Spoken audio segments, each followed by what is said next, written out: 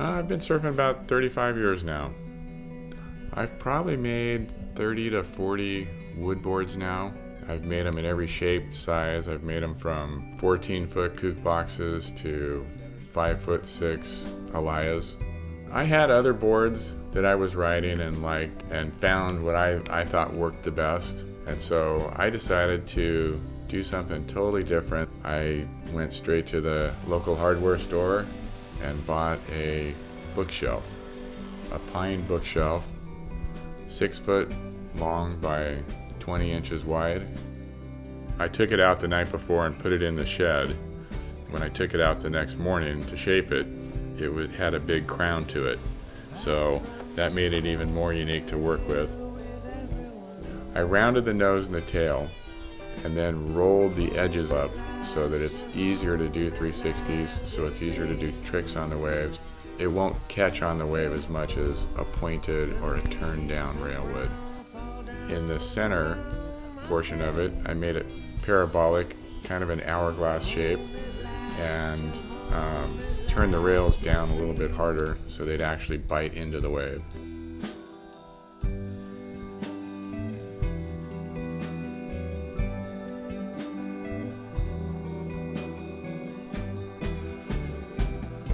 One of the kids was doing a project at the Heritage Museum and was amazed at all the old boards that they had in there.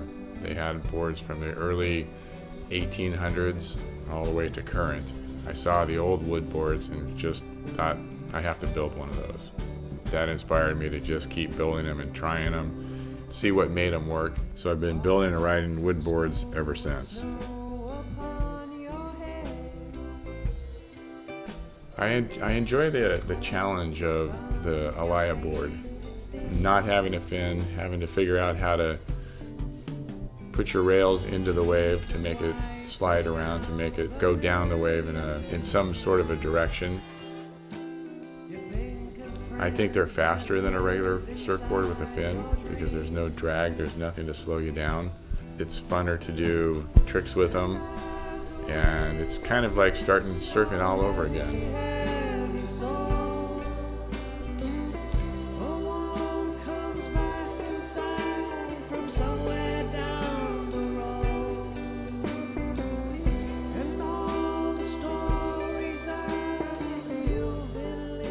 Can't wait to ride it.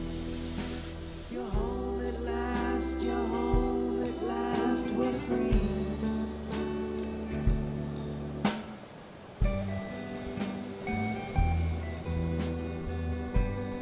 After I gave it a ride, I let the kids ride it. Here's JJ giving it a ride for the first time.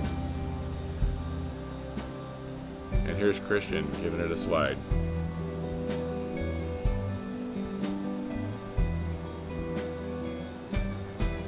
And here's Nathan giving it a whirl.